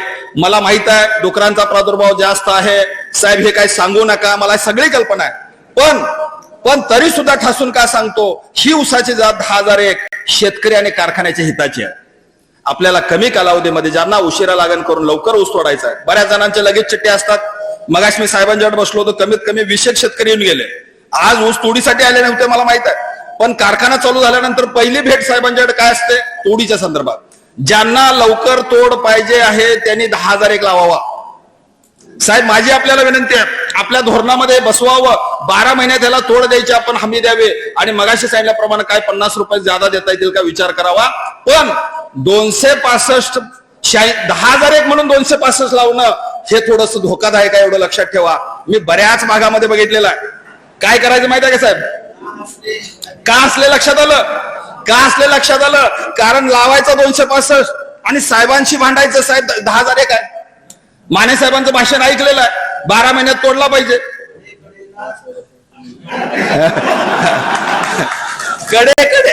कडेला 10,001, कडेला 86-032 आणि आतमध्ये 265. असं पाप करू नका, असं पाप करू नका. समर्थ कारखाना आदरणीय टोपे साहेबांनी असाच उभा केलेला नाही, असं पाप करू नका. नाही साहेब, आमच्याकडे हे मिळणार नाही, आमच्याकडे हे मिळणार नाही साहेब. एक पाण्याची बॉटल असू शकेल का? माझ्याकडे ना 10,000 असं सुटी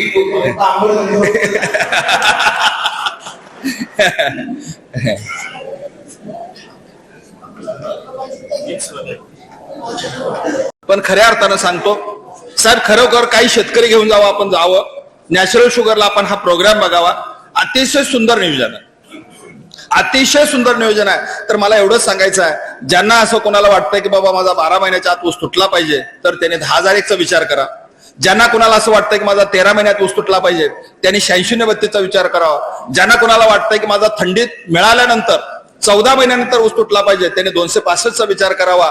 आणि येणाऱ्या काळामध्ये पीडीएन 15-0-12 265 आणि 94-008 या दोन जातीपासून तयार केलेली पीडीएन 15-0-12 सरळ वाढणारा ऊस आहे. जाडी चांगली आहे, पेरातलं अंतर चांगलं आहे, ज्यादा पीएच असणाऱ्या जमिनीमध्ये पण येते. अडसाली पूर हंगाम सुरू, खोडव्याला चालते, सगळ्या हंगामाला चालणारी जात आहे. पीडीएन 15-0-12चा सुद्धा विचार करावा. साहेब, या जातीचं वैशिष्ट्य सांगतो, 86-0-32च्या बरोबरीने उत्पादन रिकव्हरी आहे आणि 265च्या बरोबरीने उत्पादन आहे. फक्त एकच आहे, पीडीएन 15-0-12ला फुटवा उशिरा निघतो. 60-65 दिवसानंतर फुटवा निघतो. सांगतो, मला सांगायचं आहे, 60-65 दिवसानंतर फुटवा निघायला चालू होतो. फुटवा थोडासा कमी आहे, पण जो फुटवा निघतो त्याचं ऊसात रूपांतर होतं. त्यामुळं 4थी ऊसाची जात मी आपल्याला सल्ला देईन, पीडीएन 15-0-12चा विचार करावा. आणि 5वी ऊसाची जात मी सांगेन, गेल्या 2 वर्षामध्ये मध्यवर्ती ऊस संशोधन केंद्राने शिफारस केलेली पीडीएन 13-007.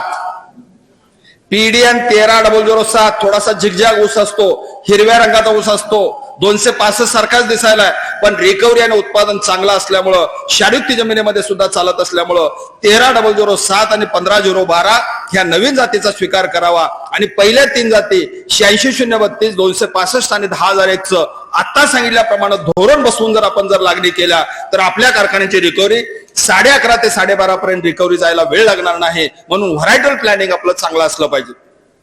पुढचा मुद्दा, आपल्याकडे सगळ्या लागणी, आता कापूस निघाला, सोयाबीन निघालं, कापूस निघाला, मका निघाली की सगळ्यांच्या लागणी ऑक्टोबर, नोव्हेंबर, डिसेंबरला होतात.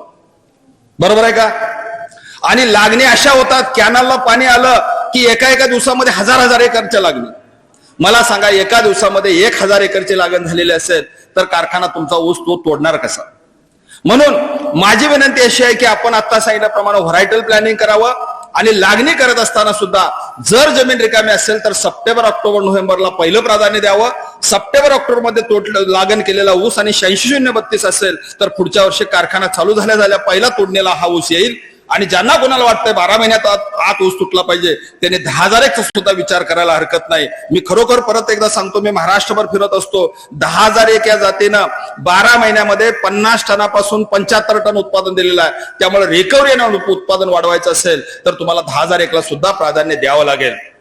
चला, तुम्हाला एवढंच सांगायचं आहे, सप्टेंबर, ऑक्टोबर, नोव्हेंबर मध्ये लागणी केल्या जातात, त्याला पूर हंगाम म्हणतात. जेवढं लवकर लागण करता येईल तेवढा प्रयत्न करा. आणि डिसेंबर, जानेवारी, फेब्रुवारी मध्ये लागणी केल्या जातात, त्याला सुरू हंगाम म्हणतात.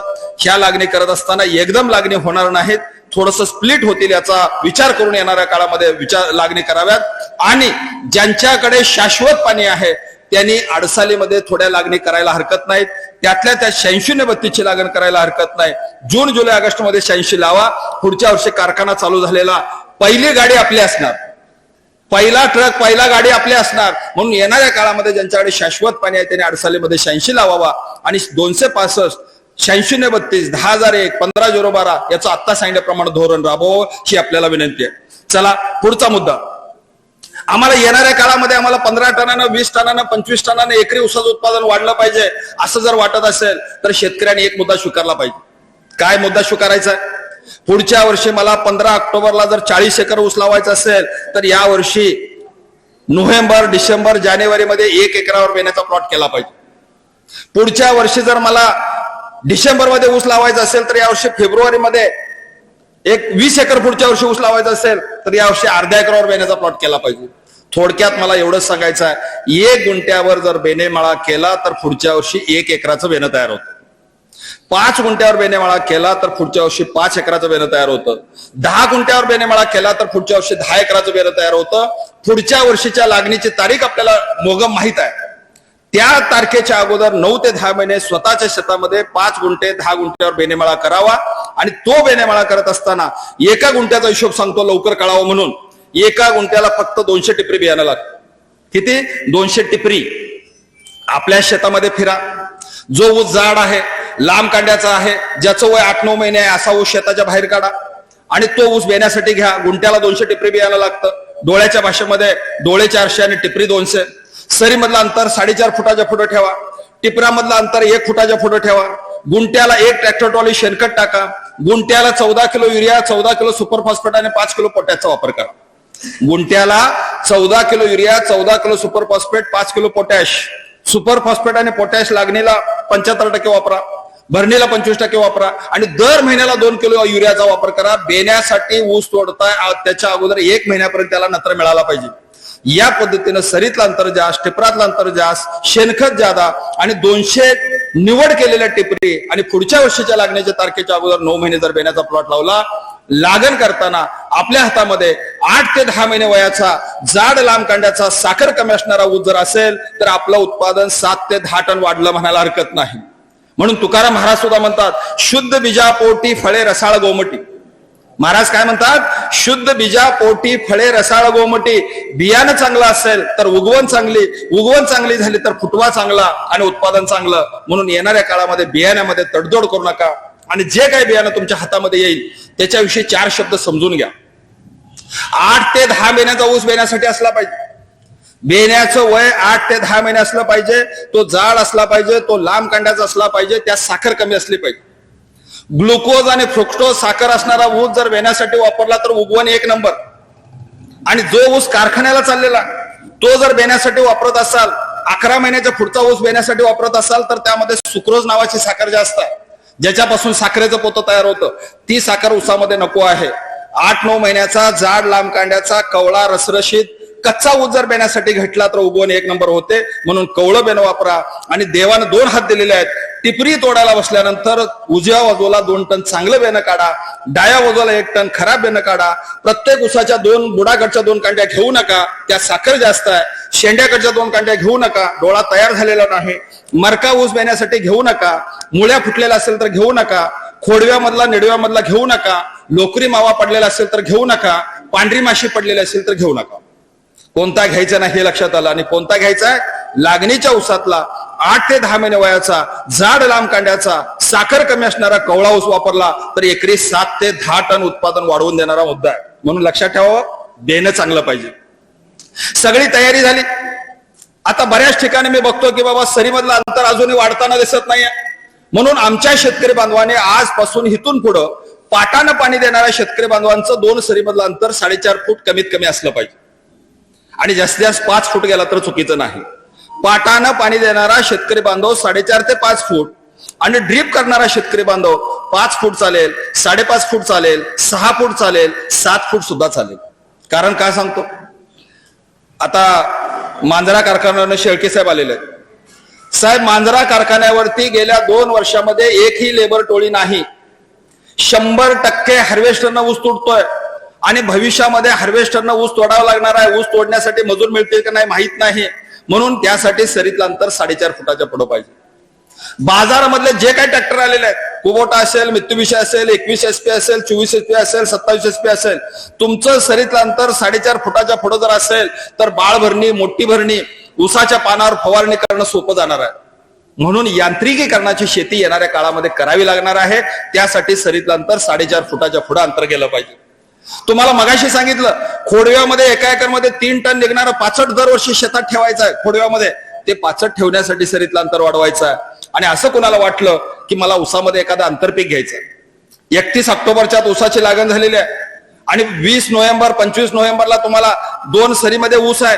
मधल्या भोंड्यावरती ड्रीप असेल तर 6 इंचावर किंवा 9 इंचावर एक हरभऱ्याचा दाना लावायचा आहे. ड्रीप असेल तर 3च वेळा पाणी द्यायचं आहे हरभऱ्याला. फक्त एकदा उगवणीला 15 दिवसांनी एकदा आणि 30 दिवसांनी एकदा, 3 वेळा 1-1 तास पाणी सोडायचं आहे. ऊसाच्या ओलाव्यावर हरभरा वाढतो.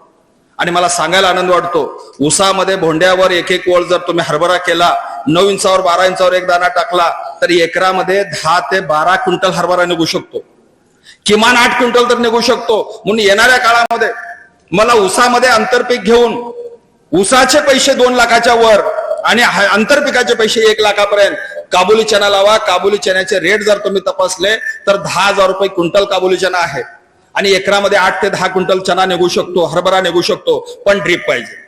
हरभऱ्याला पाणी कमी लागतं, ऊसाला पाणी जादा लागतं. मधल्या भोंड्यावर हरभरा करत असताना ड्रीपच पाहिजे. पाठ पाण्यावर हरभरा करू नका. हरभरा जास्त वाढतो, फुटवा निघत नाही, दोन्ही पिकं बिघडू शकतात.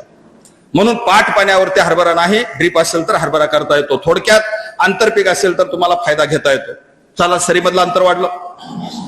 आता येणाऱ्या काळामध्ये बऱ्याच शेतकऱ्यांनी, साहेब आपल्याकडे एक पद्धत मी बघितलेली आहे, सऱ्या सोडायच्या, सरीमध्ये अखंड ऊस टाकायचा आणि जाग्यावर कोयता मारायचा.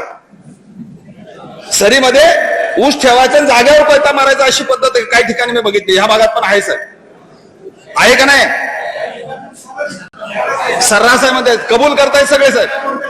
आमच्याकडे ही क्रूड मेथड कुठेही दिसणार नाही. याला क्रूड मेथड म्हणतो आम्ही. आम्हाला एका जागेवर बसून टिपरी करायची आहेत. 2 डोळ्याची टिपरी, एका टिपरीवर 2च डोळे आहेत. अशी 2 डोळ्याची टिपरी एका एकरला 2 टन बेणं लागतं. आणि शेतामध्ये लागण करत असताना मनामधली भीती गेलेली नसेल तर टोकास टोक लावा. मनामधली भीती गेलेली असेल तर 4-6 बोट अंतर ठेवा. आणि शास्त्र सांगतं 2 टिपरामध्ये 6 ते 8 इंचाचं अंतर पाहिजे. का? 2 डोळे, एक डोळा उगवून आला तरी 8-10 उसाचं बेड तयार होतं. दोन्ही डोळे उगवून आले तरी 8-10 उसाचं बेड तयार होतं. टिपरामधलं अंतर वाढवला तर उसाला जाडी मिळते आणि टनेज मिळतं. म्हणून एकरी 2 टन बियाणं वापरा. आपल्याकडे पद्धत माहित आहे साहेब? अवघा साहेब, आपल्याकडे अशी पद्धत आहे, टक्कर, सवायाने दिडकी, 3 टन 4 टन बियाणं वापरलं जातं आणि शास्त्र सांगतं फक्त एकराला 2 टन बियाणं पाहिजे. मग आम्ही 2 टन बियाणं जादा वापरतो. आज बेण्याचा दर जर बघितला तर 3,000 पासून 5,000 रुपये टन बेण्याची किंमत आहे. आणि तुम्ही जर बियाणं जादा वापरत असाल तर तुमचं नुकसान आहे. म्हणून कमीत कमी टक्कर पद्धतीने लावा आणि 2 डोळा पद्धत लावा. आणि भीती गेलेली असेल तर 6 इंच अंतर ठेवून लागण करा, एवढी विनंती आहे. आणि एकराला फक्तच 2 टन बेणं वापरा. आता बसलेल्यामध्ये काय अभ्यासू पण असणार, त्यांच्यासाठी 1 डोळा पद्धत. जसं प्रकाश कदम साहेबांनी 2 फुटावर डोळा लावला, 2 डोळ्यामधलं अंतर कमीत कमी 1.5 फूट, 2 डोळ्यामधलं अंतर कमीत कमी 1.5 फूट. या पद्धतीने लागण केला तर एका एकरला 6,000 डोळे लागतात. जास्तीत जास्त 6,500 डोळे लागतात. 5 बाय 1.5 वर लागण केली, सरीतलं अंतर 5 फूट आहे, 1.5 फुटावर 1 डोळा ठेवला, 5,808 डोळे लागतात. ढोबळ मनानं 6,000 डोळे लागतात. टनाच्या भाषेमध्ये 1 टन बेणं लागतं. फक्त यात रिस्क काय आहे? समजा एखादा उगवला नाही तर, यासाठी प्रत्येक 5व्या सरीच्या पोटाला 1 डोळ्याच्या टिपरी थोड्या जादा लावा. आणि 1 महिन्याचा ऊस झाल्यानंतर गॅप पडलेला असेल, तुटाळा पडलेला असेल तर जादा लावलेल्या डोळ्यापासून गॅप भरण्याचं काम करा. 1 डोळा पद्धत सुद्धा उत्तम आहे. इथून पुढं 2 सऱ्या 3 सऱ्या 1 डोळा करून बघा, त्याची जाडी बघा, एका बेटामधले 10-15 उसाची जाडी बघा, ते तुम्हाला परवडणार आहे. म्हणून येणाऱ्या काळामध्ये फक्त 1 टन बेणं वापरायचं असेल तर 1 डोळा पद्धत चांगली आहे. पण अभ्यासू शेतकऱ्यांसाठी, दररोज शेतामध्ये जाणारा, उसाशी बोलणारा शेतकरी असेल तर 1 डोळा, 3-4 दिवसातनं चक्कर होत असेल तर 2 डोळा, आणि 15 दिवसातनं चक्कर होत असेल तर डबल कांडी. 15 दिवसातनं चक्कर होत असेल तर डबल कांडी. तर आपल्याला शास्त्र समजून घेतलं पाहिजे. टिपऱ्यातलं अंतर वाढवल्याशिवाय ऊसाची जाडी वाढत नाही. एवढं जरी बेसिक मुद्दा लक्षात घेतला तरी पुरेसा आहे. आणि सगळ्यात चांगली पद्धत येणाऱ्या काळामध्ये, साहेब आपल्या भागामध्ये काही निवडक शेतकऱ्यांना ट्रेनिंग देता येते का बघा. पश्चिम महाराष्ट्रामध्ये 1 डोळ्याच्या टिपरापासून रोप तयार केली जातात. आणि 42च्या कपामध्ये किंवा 60च्या कपामध्ये जर रोप तयार केलं तर 1 रोप तयार करायचा खर्च शेतकऱ्याने केला तर 1 रुपया. आणि बाजारातले रोप विकत आणली. मला कल्पना आहे लोड थोडस व्याख्यान वाढत चाललेलं आहे, पण महत्वाचे विषय बोललेच पाहिजेत. मी मोजून आता 10 मिनिटं वेळ घेईन, पण हलू नका, एक विनंती आहे. तर 1 डोळ्याच्या टिपरापासून 42च्या किंवा 60च्या कपामध्ये आपण रोपं तयार करावीत. यासाठी कारखान्यामार्फत ट्रेनिंग द्यावं. केवळ 5 क्विंटल ते 7 क्विंटल बेणं लागतं, अर्धा ते पाऊण टन बेणं लागतं. 42चा कप असणारा ट्रे घ्यायचा, त्यामध्ये कोकोपीट भरायचं, 1 डोळ्याची टिपरी 1 इंचाची कट करायची, सक्षम रोप घ्यायचं, बेणं घ्यायचं, औषधामध्ये बुडवायचं. 100 लिटर पाण्यामध्ये 100 मिली गावचे नावाचे कीटकनाशक आहे, 100 मिली फॉलिकर नावाचं बुरशीनाशक आहे, या द्रावणामध्ये 10 मिनिटं बुडवायचं आणि ते जे बियाणं आहे त्या ट्रेमध्ये ठेवायचं, जरा दाबायचं आणि वरनं थोडं कोकोपीट टाकायचं किंवा गांडूळ खत शेणखत वापरलं तरी चालेल. त्याला कागदानं झाकून टाकायचं एक आठवडाभर. कोंब बाहेर यायला लागतो. 15 दिवसानंतर तुम्हाला हळूहळू रोप वाढलेलं दिसेल. 22 ते 25 दिवसामध्ये रोप तयार होत. आणि असं रोप जर शेतामध्ये लावला तर केवळ 6000 रोपामध्ये 1 एकरची लागण होते किंवा 5000 एकरामध्ये 5000 रोपामध्ये 1 एकरची लागण होते. आणि 100% उगवण झालेला ऊस शेतामध्ये लावल्यामुळे गॅप राहत नाही, तुटाळा राहत नाहीत. अर्धा ते पाऊण टन बेणं लागतं. आणि आपल्या कारखान्यावर मला कशी सिस्टम आहे माहित नाही शेळके साहेब, रोप लागण केल्यानंतर आपण लागणीची नोंद कधी घेतो? 1 महिना अगोदर. म्हणजे तुमच्या ऊसाचं वय वाढलं, बरोबर आहे का? तुमच्या ऊसाचं वय 1 महिना वाढवायचं असेल तर रोप लागण येणाऱ्या काळामध्ये शिकावं. नसेल तर सरळ 3 फुटावरती किंवा 3.25 फुटावरती सऱ्या काढाव्यात. आणि तो मधला जो भोंडा दिसतोय त्याला थोडस सपाट करावं, त्याचा गादीवापा करावा. आणि त्या गादीवाप्यावर सुद्धा 1 डोळ्याची टिपरीची रोप तयार करता येतात. आणि गादीवाप्यावर रोप जर तयार केलं तर 50 पैशाला रोप तयार होतं.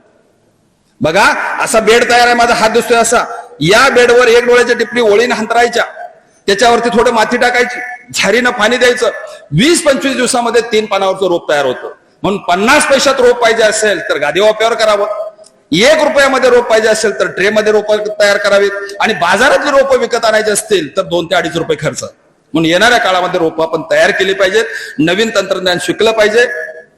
आज घडीला प्रकाश कदम साहेब बर्वे साहेबांना विचारू शकता, पश्चिम महाराष्ट्रामध्ये जवळपास 50% लागवड ही रोपानं होते.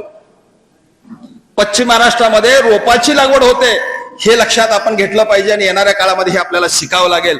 1 टनामध्ये किंवा अर्ध्या टनामध्ये आपल्याला 1 एकरची लागण होऊ शकते. सगळी तयारी झाली. आता एक शेवटचा विषय मांडतो, तो म्हणजे तण नियंत्रण आणि खत व्यवस्थापन. तण नियंत्रण करत असताना नेहमी लक्षात ठेवायचं, लागण झाल्यानंतर शेतामध्ये ऊस उगवलेला नाही, तण उगवलेलं नाही, पहिल्या 48 तासात तणनाशक मारायचं असेल तर 200 लिटर पाण्यामध्ये 150 ते 200 मिली गोल मारा, जे कांद्याला चालतं. 200 लिटर पाण्यामध्ये 150 ते 200 मिली गोल मारा, ज्याच्यामध्ये ऑक्झिफ्लोरोपेन नावाचा कंटेंट आहे. हे तणनाशक मारलं की तुम्हाला 1.5 महिन्यापर्यंत तण येत नाही. गोल, जे कांद्याला चालतं, पण पहिल्या 48 तासात, नंतर चालत नाही. तुम्हाला दुसरं अजून चांगलं तणनाशक पाहिजे असेल, ज्याला आम्ही तणनाशकाचा राजा म्हणतो, मेट्रिबिजिन कंटेंट असणारं तणनाशक, उदाहरणार्थ शेंकॉर, टाटामेट्री, डिझायर, आयमॅक्स, बेंजी, बॅरियर नावाचे जे तणनाशक आहेत, मी फेमस आहे म्हणून शेंकॉर किंवा टाटामेट्री म्हणेन. शेंकॉर किंवा टाटामेट्री सारखं तणनाशक ज्याच्यामध्ये मेट्रिबिजिन घटक आहे, 200 लिटर पाण्यामध्ये 400 ते 500 ग्रॅम मिसळायचं. पहिलं पाणी दिल्यावर दुसऱ्या दिवशी किंवा तिसऱ्या दिवशी, किंवा आंबोनीचं पाणी दिल्यानंतर दुसऱ्या किंवा तिसऱ्या दिवशी, जमिनीत गरगरीत ओल आहे, ऊस उगवलेला नाही, अशा वेळी तणनाशक मारणारा शेतकरी सगळ्यात हुशार. असे तणनाशक मारणारे शेतकऱ्यांनी थोडं बोट वर करावं. तण नसताना तणनाशक मारणारे आज नाही म्हटलं तरी 15-1 हात तरी वर आहेत. आनंद वाटतोय. तण नसताना तणनाशक मारायला शिकलं पाहिजे शेतकरी बांधवांनो. तुम्हाला 1-1.5 महिन्यापर्यंत अजिबात तण दिसणार नाहीत. आणि बारीक पानाचे आणि मोठ्या पानाचे दोन्ही तण मारायचे असतील तर मेट्रिबिजिन घटक असणारं तणनाशक हे तणनाशकाचा राजा आहे. ते बारीक आणि मोठी पानाची तण थांबवायची ताकद आहे. म्हणून मेट्रिबिजिन घटक असणारं शेंकॉर किंवा टाटामेट्री 200 लिटर पाण्यामध्ये 400 ते 500 ग्रॅम पहिलं किंवा दुसरं पाणी दिल्यावर मारावं. स्वस्तातलं पाहिजे असेल तर आपसात बोलू नका. मोजून मला आता 10 मिनिटाच्या पेक्षाही कमी वेळ पाहिजे, फक्त बोलू नका. कृपया सगळ्यांनी 100% ऐका. महत्वाचं आहे, तण आणि खत हे 2 महत्वाचे सांगायचे घटक राहिलेले. कृपया सगळ्यांनी ऐकावं. आणि तुम्हाला स्वस्तामधलं तणनाशक पाहिजे असेल तर अट्रॅजिन घटक असणारं अट्रॅजिन आहे, अट्रॅटाप आहे आणि फुस्ट आहे, ज्याची किंमत 400 रुपये किलो आहे. पण हे फक्त मोठ्या पानाचे तण थांबवतो. म्हणून पहिलं पाणी दिल्यावर दुसऱ्या दिवशी किंवा तिसऱ्या दिवशी, किंवा आंबोनीचं पाणी दिल्यानंतर दुसऱ्या किंवा तिसऱ्या दिवशी शेतात तण नसताना अट्रॅजिन चालेल, शेंकॉर चालेल, किंवा मगाशी सांगितल्याप्रमाणे पहिल्या 48 तासात गोल चालेल. पहिल्या 10 दिवसात तणनाशक मारायला शिकलं पाहिजे, हा पहिला मुद्दा झाला. हे जमलं नाही, काही जणांना माहितच नाही. 15 दिवस झाले, 20 दिवस झाले, 25 दिवस झाले, बारीक तण दिसायला लागलं, टिकली दिसायला लागले. 2 पानावर 3 पानावर तण असताना जर तणनाशक मारायचं असेल तर बाजारामधलं 200 लिटर पाण्यामध्ये शेजारी जर कापूस नसेल तर 2,4-D, शेजारचा कापूस निघालेला असेल 2,4-D शेजारचा कापूस निघालेला नसेल तर 2,4-D चालणार नाही. 1 लिटर 2,4-D आणि 400 ते 500 ग्रॅम शेंकॉर किंवा टाटा मेट्रिक असं कॉम्बिनेशन करू शकता. किंवा कॅलरीज एक्स्ट्रा नावाचं एक तणनाशक आलेलं आहे सिंजेंटा कंपनीचं. 200 लिटर पाण्यामध्ये 1400 मिली, 200 लिटर पाण्यामध्ये 1400 मिली कॅलरीज एक्स्ट्रा. पंपाला 107 मिली. 3 पानावर 4 पानावर तण असताना मारा. पाणी दिलेल्या दुसऱ्या दिवशी तुम्हाला तणाचं नियंत्रण चांगलं दिसेल. याच्यापेक्षा वेगळं पाहिजे असेल तर धानुका कंपनीचा टायझोम नावाचं एक तणनाशक आलेलं आहे. 150 लिटर पाण्यामध्ये 450 ग्रॅम, 150 लिटर पाण्यामध्ये 450 ग्रॅम. यामध्ये लवाळा मारायचं हॅलो सल्फ्युरॉन मिथाइल नावाचं एक तणनाशक मिसळलेलं आहे. ते 6% आहे आणि 50% मेट्रिबिजन घटक असणारं शेंकॉर सारखं तणनाशक आहे. आणि एक बॉटल फ्री देतात, त्याचं नाव बुस्टल आहे. 3 घटक असणारं तणनाशक मारायचं असेल तर 150 लिटर पाण्यामध्ये 450 ग्रॅम टायझोनचा वापर करू शकता. फक्त एकच विनंती आहे, लहान ऊसामध्ये तमर तणनाशक मारू नका. आमचे कृषी सेवा केंद्रवाले कोण असतील तर माझ्या हात जोडून विनंती आहे, लहान ऊसामध्ये तमर तणनाशक देऊ नका. ऊसाच्या वाढीवर प्रचंड परिणाम करतं. 8,005 आणि 10,001 मध्ये तमर अजिबात चालत नाही. इतर जातीमध्ये चालतं, पण 2 महिने 2.5 महिने 3 महिन्याचा पुढचा जर ऊस असेल तर तुम्ही तमरचा वापर करा. कांडी सुटल्यानंतर त्याच्या आतमध्ये तमरचा वापर करू नका, अन्यथा ऊसाच्या वाढीवर भयंकर परिणाम होतो. म्हणून तमर हे तणनाशक सांभाळून वापरा. आणि दुकानदारांना माझी विनंती आहे, कृषी सेवा केंद्रवाल्यांना, आपण देताना सुद्धा तमर हे लहान ऊसामध्ये देऊ नये अशी माझी विनंती आहे. चला, तणनाशकाची माहिती मिळाली.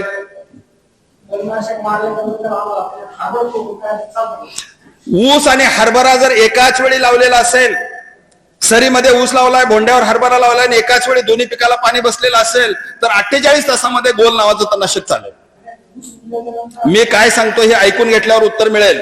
पहिल्या 48 तासात मारेल, ऊस उगवल्यानंतर चालत नाही. दोन्हीला चालणारी तणनाशकं बाजारात नाही. आणि मारायचंच असेल तर हुडाचा वापर करावा लागतो. दोन्ही बाजूने साडी किंवा काहीतरी धरावं लागतं. आतमध्ये दोन्ही बाजूने माणसं त्याला कव्हर करावं लागतं आणि मग शेंकॉर सारख्या किंवा अल्ट्राटॅप सारख्या तणनाशकाचा वापर करावा लागतो. दोन्हीला चालणारी तणनाशकं बाजारात नाहीत. ऊस हे एकदल आहे आणि हरभरा हा द्विदल आहे. दोन्हीला चालणारी तणनाशकं नाहीत. 48 तासात गोल मारू शकतो. आता विषयचा नंतर एकाला संधी दिली की दुसऱ्यांचा हात आला, पण शेवटी ही विनंती आहे, तर तुम्हाला रानामधला लवाळा घालवायचा असेल तर पंपाला 3.6 ग्रॅम सेम्प्रा नावाचं एक तणनाशक बाजारात आहे. अधिक 30 ते 40 ग्रॅम शेंकॉर मिसळून, सेम्प्रा अधिक शेंकॉर मिसळून जर तणनाशकाची फवारणी केली, 3 पानावर 5 पानावर लवाळा असताना जर मारलं तर तुम्हाला 20-25 दिवसामध्ये ओल टिकवलेली असेल तर 1 महिन्यामध्ये 70 ते 80% लवाळा घालवता येतो. पण तुमच्या जमिनीत ओल नसेल, 15-20 दिवसानंतर ओल हटलेली असेल आणि तुमचं जर शेंपरा वापरलेला नसेल तर त्या ठिकाणी तुम्हाला लवाळा मारणार नाही. म्हणून परत सांगतो, पंपाला 3.6 ग्रॅम सेम्प्रा अधिक 30 ते 40 ग्रॅम शेंकॉर किंवा पंपाला 75 ते 100 मिली 2,4-D अधिक 3.6 ग्रॅम सेम्प्रा अशा तणनाशकाची फवारणी करू शकता. UPLचं ट्रिस्केल नावाचं एक तणनाशक पण चांगलं चालतं. 200 लिटर पाण्यामध्ये 1200 ग्रॅम. थोडक्यात, तण नसताना किंवा तण दिसत असताना पाणी दिलेल्या दुसऱ्या दिवशी तणनाशक मारायचं आहे, एवढे 2 शब्द पकडले तरी तणाचं नियंत्रण चांगलं होतं. बरेच शेतकरी एवढं वर येऊन देतात, मग दुकानदार बी सांगतो जरा डबल मारा. पाणी आम्ही सांगतो 200 लिटर म्हणजे 13 पंप, शेतकरी 8 पंप करतात, औषध डबल करतात. ऊसाच्या वाढीवर परिणाम होतो, पिकावर परिणाम होतो, जमिनीवर परिणाम होतो. म्हणून चुकीच्या पद्धतीने तणनाशकाचा वापर करू नका. आणि आयुष्यात 2 शब्द विसरू नका, राईट टाइम राईट ऑपरेशन. वेळेवर काम करायची सवय लावा, म्हणजे तुम्हाला तण त्रास देणार नाही. चला, तणाचं नियंत्रण झालं. आता खत व्यवस्थापन. बर्वे साहेबांनी जैविक खतं कशी टाकायची ह्याच्याविषयी सांगितलं. मगाशी मी जमिनीमधला सेंद्रिय कर्ब वाढवत असताना सेंद्रिय खतं कोणती टाकायची हे सांगितली. आता एकच खताचं नाव राहिलेलं आहे, ते म्हणजे रासायनिक खतं.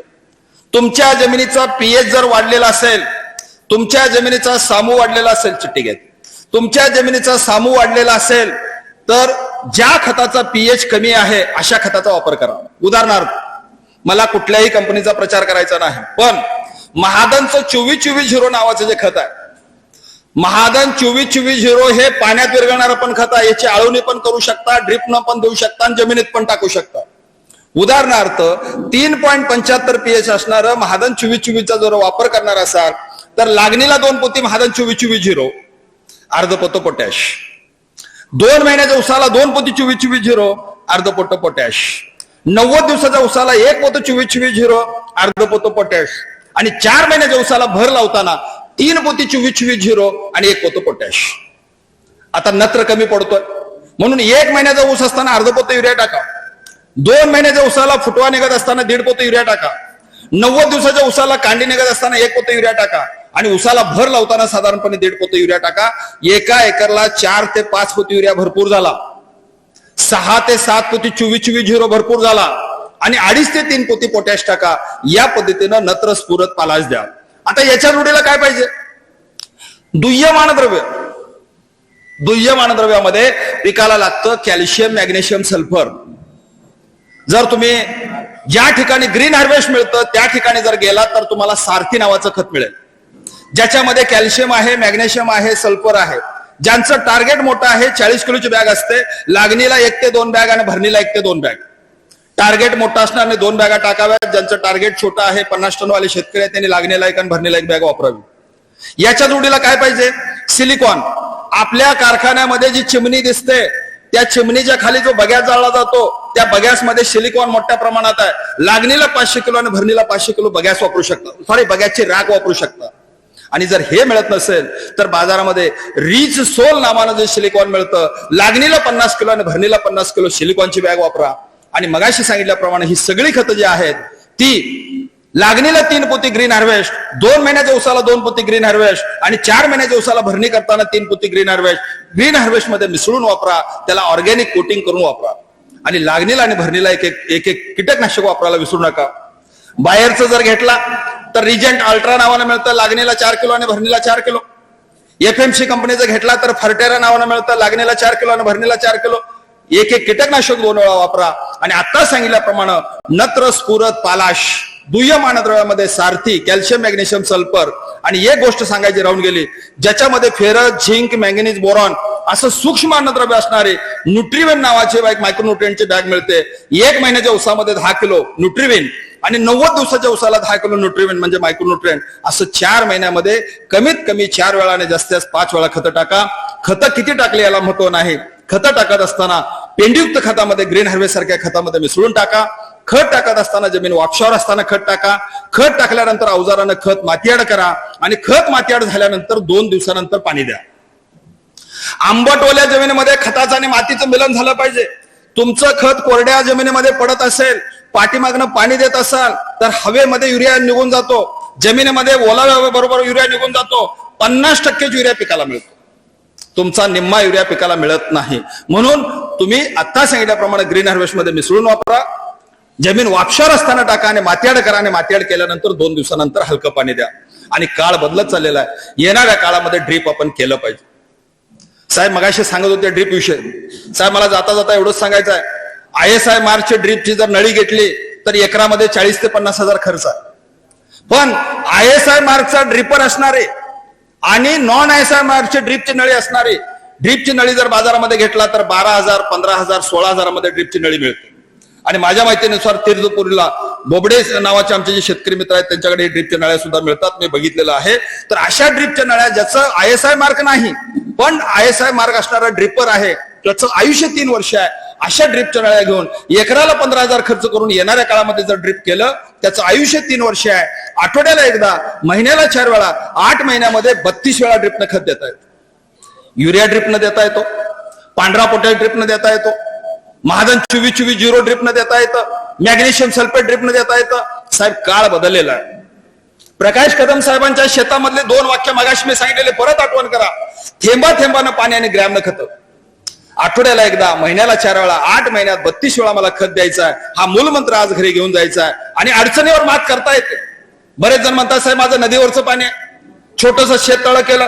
30-40 एकरवाले शेतकरी आमचे मित्र आहेत, त्यांच्या शेतामध्ये 1 एकरावर शेततळं केलं, अर्ध्या एकरावर शेततळं केलं, पाणी साठवून ठेवलं, वाहतं पाणी आहे ते उचललं आणि ते जर ड्रिपनं आपण शेतामध्ये वापरलं तर प्रश्न सुटू शकतील. म्हणून काळ बदलत चाललेला आहे आणि ड्रिपचा वापर आपण केला पाहिजे ही आपल्याला विनंती आहे. आणि जाता जाता एवढाच मुद्दा सांगतो, आपल्याकडे चुकीच्या पद्धतीने मशागती होतात. साहेब मी आपल्या भागामध्ये जालना जिल्ह्यामध्ये बघितलेला आहे, लागण झाली, माझ्या बोटाकडे बघा, सरीमध्ये ऊस आहे आणि मधला जो भोंडा आहे त्या भोंड्यावरती औत चालवायची किंवा मशागत करायची एवढी घाई आपल्या जिल्ह्यामधल्या लोकांना आहे.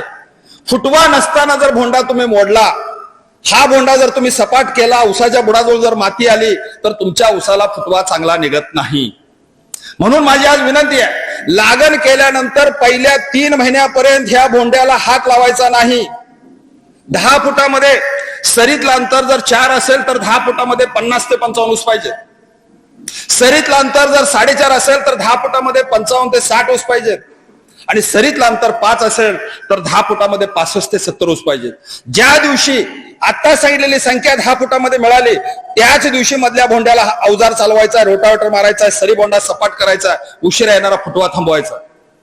बरेचसे शेतकरी महिना, 1.5 महिना, 2 महिने झाले नाहीत नाही मधल्या भोंड्यावर औत चालवायला सुरुवात करतात आणि तणाचं नियंत्रण करण्यासाठी म्हणून हे औत चालवतात, सरी बोंडा सपाट करतात. तुमच्या उसाला फुटवा निघत नाही, एक शेवडी ऊस राहतात. मला भरणीला एकरात 60,000 ऊस पाहिजेत आणि तोडणीला 40,000 ऊस पाहिजेत. ज्या शेतकऱ्यांच्या शेतामध्ये भरणीला 60,000 ऊस नाहीत आणि तोडणीला 40,000 मिळत नाहीत, म्हणजे ऊस संख्या नियोजन हा विषय ज्यांना कळाला नाही त्यांच्या शेतामध्ये टनेज वाढणार नाही. म्हणून परत एकदा सांगतो, भरणीला 60,000 ऊस जर पाहिजे असतील तर एका एकरमध्ये 5 ठिकाणी 10 फुटात ऊस मोजले पाहिजे. सरीमधलं अंतर 4 असेल तर 10 फुटामध्ये 50 ते 55 ऊस आहेत का बघा. सरीमधलं अंतर 4.5 असेल तर 55 ते 60 ऊस आहेत का बघा. सरीतलं अंतर 5 असेल तर 10 फुटामध्ये 65 ते 70 ऊस आहेत का बघा. एवढी संख्या मिळाल्याशिवाय उसाला हे डब्ल्यू अक्षर आहे, डब्ल्यूचं एम करत असताना 10 फुटामध्ये भोंड्यावर राहणारे ऊस 50, 55, 60 ऊस मिळाल्याशिवाय भर लावायची नाही. आणि हे काम आपल्या भागामध्ये चुकीचं होत आहे. म्हणून मला यावरती जोर द्यावा लागला. चुकीची मशागत करू नका. भरणी करताना 10 फुटामध्ये 55 ते 60 ऊस पाहिजेतच तर ऊसाची संख्या मिळते. आणि हे करत असताना 2 महिन्याच्या ऊसाला 2 दाते अवजार चालवायला विसरू नका. माईक म्हणजे ऊस आहे सगळ्यात जरा ऊसाच्या दोन्ही बाजूला 6 इंचावर 2 दाते अवजार चालवा, फुटवा चांगला निघतो. 90 ते 100 दिवस झाल्यानंतर भोंडा मोडून टाका. 10 फुटातले ऊस मोजल्यानंतर सरी भोंडा सपाट करा, उशिरा येणारा फुटवा थांबतो. आणि 4 महिन्याच्या ऊसाला डब्ल्यूचं एम करा. 4 महिन्याच्या ऊसाला डब्ल्यूचं एम करा. आणि भरणी करत असताना माझा हात दिसतोय अशी भर लागली पाहिजे. बऱ्याच शेतकऱ्यांच्या शेतामध्ये अशी भर लागलेली असते, ऊसाच्या बेचक्यामध्ये माती जातच नाही, तो ऊस लोळण्याचं प्रमाण वाढतं. हार्वेस्टर ऊस तोडायला अडचण आहे, खोडव्यामध्ये बुडक्या छटणीचा अवजार चालवायला अडचण आहे. म्हणून तुमची भर अशी लागली पाहिजे. वरती 1 ते 1.5 फुटाची पट्टी बसली पाहिजे आणि माझा हाताचा अँगल दिसतोय अशी भर लागली पाहिजे. त्यासाठी 13 HP चा पॉवर टिलर एकदा रिव्हर्स चालवा आणि एकदा सरळ चालवा आणि पाठीमागे रिजर जोडा. माझा हात दिसतोय अशी भर लागते. आणि भर जर चांगली लागली तर तुम्हाला ऊस तोडणं सोपं जातं, हार्वेस्टरनं ऊस तोडणं सोपं जातं, खोडव्यामध्ये भोंड्यावर बुडक्या छटणीचा अवजार चालवणं सोपं जातं. म्हणून येणाऱ्या काळामध्ये 2 महिन्याच्या ऊसाला 2 दाते अवजार, फुटवा वाढवण्यासाठी अवजार चालवा, त्याला बाळभरणी म्हणतात.